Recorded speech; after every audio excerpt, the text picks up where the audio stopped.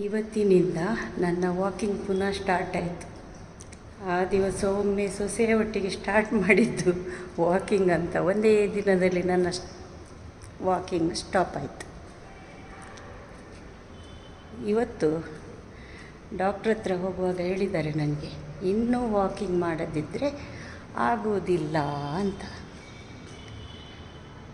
ಹಾಗೆ ನೋಡಿ, ಮಗ ವಾಚೆಲ್ಲ ಕಟ್ಟಿ ಕಳಿಸಿದ್ದಾನೆ, ಎಷ್ಟು ಸ್ಟೆಪ್ಸ್, ಹಾರ್ಟ್ ಬೀಟ್ ಎಲ್ಲ ನೋಡಬೇಕಂತೆ.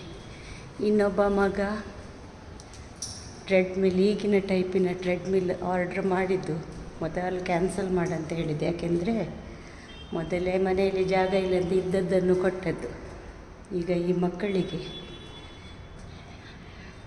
ಹಾಗೆ ಇವತ್ತಿನಿಂದ ನೋಡುವ, ಇನ್ನು ನಾನು ತಪ್ಪಿಸದೆ ಹೋಗಬೇಕು, ಇಲ್ಲದಿದ್ದರೆ ನನ್ನ ಆರೋಗ್ಯಕ್ಕೆ ತುಂಬ ಪ್ರಾಬ್ಲಮ್ ಉಂಟಂತ ಗೊತ್ತಾಯಿತು. ಹಾಗಾಗಿ ಸ್ವಲ್ಪ ಈಗ ತಿಳಿಯಿತು, ಇನ್ನು ಮುಂದೆ ನಾನು ವಾಕಿಂಗ್ ಮಾಡಲೇಬೇಕು ಆಯ್ತಂತ ಹೇಳಿ ಬಂದಿದ್ದೇನೆ ನಾನು.